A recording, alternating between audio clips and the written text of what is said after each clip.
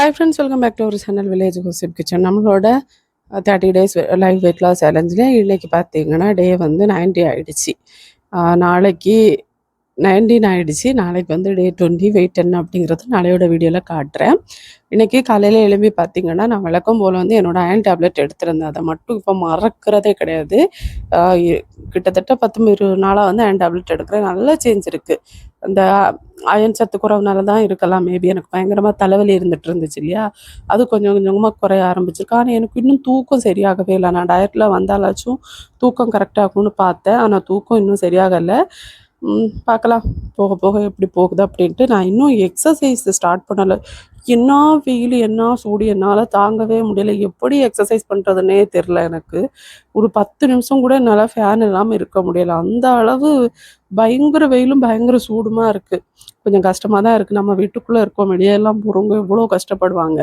கொஞ்சம் பயமாக தான் இருக்குது எனக்கு. சீக்கிரம் மழை பெஞ்சிச்சுன்னா போதும் அப்படிங்கிற மாதிரி இருக்குது. இன்றைக்கி வந்து முட்டை குழம்பு வைக்கிறேன். கேரளா ஸ்டைல் வந்து வறுத்தரைச்ச முட்டை குழம்பு வைக்கலாம் அப்படின்ட்டு அந்த வேலையை ஆரம்பிச்சிருந்தேன்.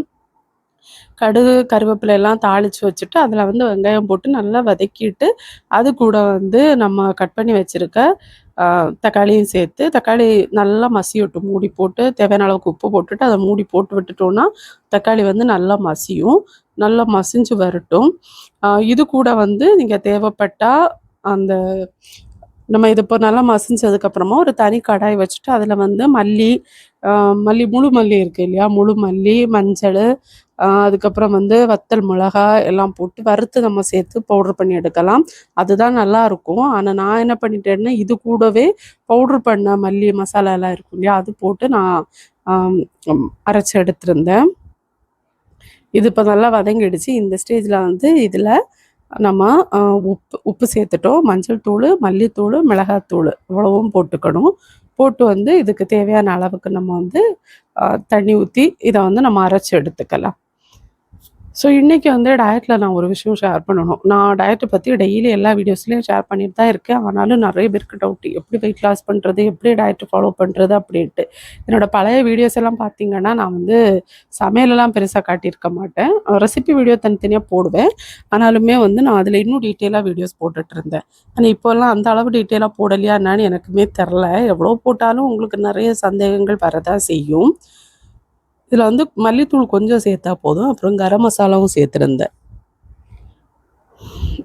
அப்புறம் வந்து காலையில் எழும்பி நான் தண்ணி குடிச்சிருந்தேன். அப்புறம் கூட வந்து என்னோடய டேப்லெட் எடுத்திருந்தேன். அப்புறம் நம்மளோட லெமன் ஜூஸ், அப்புறம் சியா சீட் வந்து போட்டு குடிச்சிருந்தேன். குடிச்சிட்டு அதுக்கு அடுத்தது வந்து இப்போ நைட்டு டைமில் வந்து ஆப்பிள் சைடர் வினிகர் எடுக்க ஆரம்பிச்சிருக்கேன். ஒரு சாயங்காலம் போல் எடுத்துருவேன். அது கொஞ்சம் பசியை நல்லாவே கண்ட்ரோல் பண்ணும். கிரேவிங்ஸ் அதிகமாக இருக்குது, நைட்டு வந்து பசி அதிகமாக இருக்குது அப்படிங்கிறவங்க சாயங்காலம் சாப்பிட்றதுக்கு முன்னாடி எடுக்கலாம். ஸோ நானும் அந்த மாதிரி தான் இப்போ குடிக்கிறேன். நான் அதுவும் வீடியோஸில் காட்டுறது இல்லைங்க. நம்ம ஏதாவது சொல்லி காட்டும். இவங்க என்ன நினைக்கிறாங்கன்னா அது மட்டும் போதும், அது சாப்பிட்டா போதும், அப்படியே ஜிகுன்னு மெலிஞ்சிடலான்னு நினைக்கிறாங்க. அப்படியெல்லாம் கிடையாது. ஃபுட்டில் வந்து கண்ட்ரோல் இருந்தால் மட்டும்தான். நீங்கள் எக்ஸசைஸே பண்ணாலும் ஃபுட் கண்ட்ரோல் இல்லைன்னா கண்டிப்பாக உங்களால் வெயிட் லாஸ் பண்ண முடியாது. ஸோ வெயிட் லாஸ் அப்படின்னு வந்தால் எல்லாமே இருக்கும். இப்போ அந்த நம்ம வதக்கி வச்சுருக்கோம் இல்லையா தக்காளி, அதனால ஆறட்டும். ஆறுற கேப்பில் வந்து இன்றைக்கி சவுச்சோ கட் பண்ணி வச்சுருந்தேன். இப்போ சவுச்சோ பொரியல் பண்ண போகிறேன்.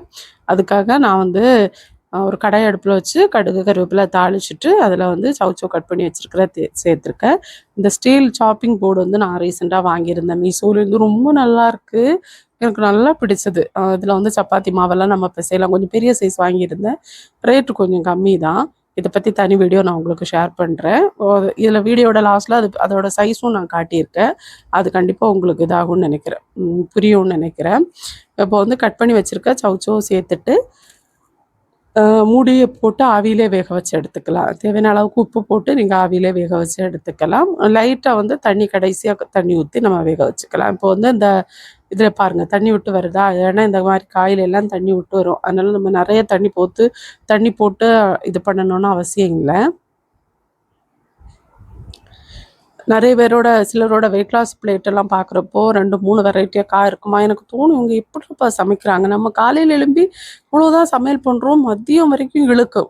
அதுக்கப்புறம் வந்து அதுவும் இந்த வெயில் காலம் ஆரம்பிச்சதுக்கப்புறமா வந்து கிச்சன்லேருந்து எப்போ ரூமுக்கு போகிறது, எப்போ கிச்சன்லேருந்து வெளியே போகிறது அப்படிங்கிற மாதிரி இருக்கும். என்னை பொறுத்த வரைக்கும் கிச்சன்லலாம் ஏசி வச்சு கொடுங்கப்பா, புதுசாக வீடு வைக்கிறவங்க. எப்படி அதுக்குள்ளே வந்து வெந்து உருகிறதுனே தெரிய மாட்டேங்குது, அவ்வளோ கஷ்டமாக இருக்குது. கிச்சனை விட்டு வெளியே போனால் போதும், கொஞ்சம் ரெஸ்ட் எடுக்கலாம் அப்படிங்கிற அளவுக்கு தான் இருக்கும். அந்த அளவு வந்து அப்படியே அந்த வெயில் காலம் எப்போ முடியும், இன்னும் மே வரைக்கும் நமக்கு. ஐயோ ரொம்ப கஷ்டம். மேலாம் வர்றப்போ நான் எல்லாம் வாடி வதங்கி செத்துருவோம் போல இருக்கு. அந்த அளவு என்னால் முடியலை. தண்ணி குடிச்சிட்டே இருக்கோம். தண்ணி மட்டுமா, நான் இப்போ இந்த ஃப்ரூட்ஸு அதிகம் கொஞ்சம் சேர்த்துக்க ஆரம்பிச்சிருக்கேன். என்ன பண்ணாலும் என்னால் முடியலை. வெள்ளரிக்காயெல்லாம் சாப்பிட்றேன், என்னென்னமோ பண்ணி பார்க்குறேன். எதுவுமே ஒரு இதாகவே மாட்டேங்குது. என்னமோ வந்து உடம்பெல்லாம் தீப்படுற மாதிரி ஒரு உணர்வு வீட்டுக்குள்ளே தான் இருக்கும்.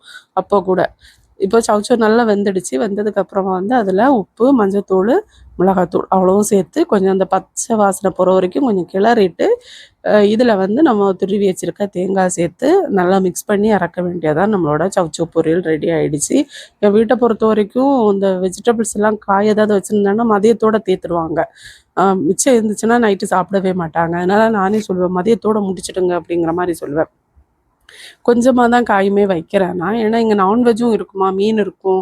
அதெல்லாம் இருக்கிறப்போ இது வந்து பெருசாக சாப்பிட மாட்டாங்க. இருந்தாலும் வற்புறுத்தி தான் பிள்ளைங்களுக்கு காய் உள்ளே போட்டுட்ருக்கேன். என்ன பண்ணுறது, பிள்ளைங்க வந்து காயை பார்த்தாலே பிடிக்க மாட்டேங்குது, நமக்கே பிடிக்க மாட்டேங்குது, இதில் பிள்ளைங்களுக்கு எங்கே பிடிக்கிறது. துருவி வச்சுருக்க தேங்காய் சேர்த்துக்கிறேன். முன்னாடியெல்லாம் தேங்காய் வந்து ஒரு நாள் முன்னாடியே துருவி பாக்ஸில் போட்டு வச்சுப்பேன். என்னோடய பழைய வீடியோஸ்லலாம் காட்டுவேன். நான் இப்போ என்ன பண்ணுவேன்னா, எனக்கு வந்து அந்த ஃப்ரெஷ்ஷாக தேங்காய் துருவி போட்டால் தான் டேஸ்ட் மாதிரி எனக்கு தோணுமா, அதனால் அடுப்பில் காயெல்லாம் வச்சுட்டு பக்கத்துலேயே உட்காந்து பிடப்படா தேங்காய் வந்து செருகி எடுத்துடுவேன். அதாவது தேங்காவை துருவி எடுத்துடுவேன். அந்த தேங்காய் வந்து போடுறது அதுதான் கொஞ்சம் நல்லா இருக்கிற மாதிரி தோணும். அவ்வளோதான். இதை அப்படியே மூடி போட்டு இதோட பச்சை வாசனை போனதுக்கப்புறமா நம்ம அடுப்புலேருந்து இறக்க வேண்டியது தான்.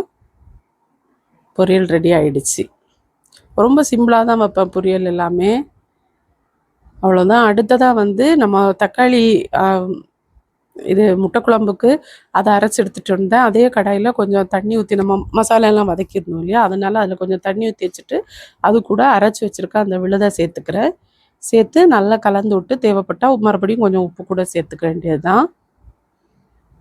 இப்போ இதை வந்து நம்ம நல்லா கரைச்சி எடுத்துட்டோம் அப்படின்னா நம்மளோட முட்டை குழம்புக்கான குழம்பு ரெடி ஆகிடுச்சு. இதில் வந்து நான் ஏற்கனவே முட்டை வேக வச்சு வச்சுருக்கேன். அந்த முட்டையை வந்து இந்த மசாலாவை நல்லா கலந்து விட்டுட்டு அந்த முட்டையை வந்து இதில் நம்ம போட வேண்டியது தான்.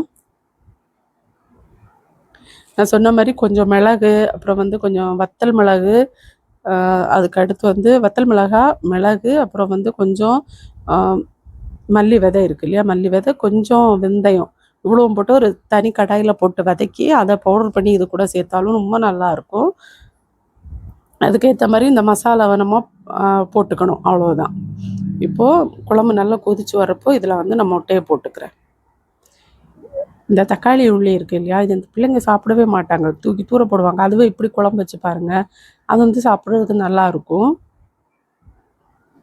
நான் உங்களுக்கு நிறைய மெத்தடில் முட்டை குழம்பு வைக்கலாம், அதெல்லாம் அடுத்தடுத்த வீடியோஸில் ஷேர் பண்ணுறேன். நல்லா அப்படி ஒரு மாதிரி கொஞ்சம் திக்காக வந்ததுக்கப்புறமா அடுப்பு ஆஃப் பண்ண வேண்டியது தான். இன்றைக்கி இடியப்பம் தான் செஞ்சுருந்தேன். அப்போ இடியப்பவும் முட்டை குழம்பும் வச்சு சாப்பிடுவாங்க பிள்ளைங்க. என் வீட்டில் வந்து முட்டை குழம்பு, இடியப்பம், ஆப்பம்னு சொன்னாலே உடனே வந்து முட்டை குழம்புக்கு சாடிடுவாங்க. சரி அப்படின்ட்டு நம்மளும் வச்சு கொடுக்க வேண்டியதான், குழந்தைங்க சாப்பிட்டா போதும் அப்படின்ட்டு. அவ்வளோதான். முட்டை போட்டதுக்கப்புறமா அது கொஞ்சம் நல்லா கொதிச்சு வந்ததுக்கப்புறம் அடுப்பு ஆஃப் பண்ண வேண்டியது தான். நான் எனக்காக வந்து 2 முட்டை வேக வச்சு கொஞ்சம் சம்மந்தி ரெடி பண்ணியிருந்தேன். அதுவும் அப்புறம் ஒரு வெள்ளரிக்காய், ஒரு கேரட்டு, அப்புறம் ஒரு ஆப்பிள் வச்சு காலை உணவை முடிச்சிருந்தேன். லஞ்சுக்கு வந்து சோறு, சவுச்சோ பொரியல், மீன் குழம்பு. சோறு பாருங்கள் ரொம்ப கம்மியாக தான் எடுத்திருக்கேன். ஸோ இந்த அளவு தான் சோறு. இதை வச்சு லஞ்சை முடிச்சிருந்தேன். அப்புறம் டின்னருக்கு வந்து ஃப்ரூட்ஸு. என்னால் முடியலை, வேறு எது சாப்பிட்டாலும் படுக்க முடியலை, அந்த அளவு வயிற்றுக்குள்ளெல்லாம் என்னமோ பண்ணுது. அதனால் வாட்டர் மிலனுக்கு தாவிட்டேன் டின்னருக்கு. வெயில் காலம் முடியட்டும், புதுசாக சில ரெசிபியெல்லாம் ட்ரை பண்ணணும்னு யோசிச்சு வச்சுருக்கேன். ஓகே ஃப்ரெண்ட்ஸ், அவ்வளோதான். நாளைக்கு வெயிட்டோட வரேன். அடுத்த வீடியோவில் சந்திக்கலாம். பை ஃப்ரெண்ட்ஸ், தேங்க்ஸ் ஃபார் வாட்சிங்.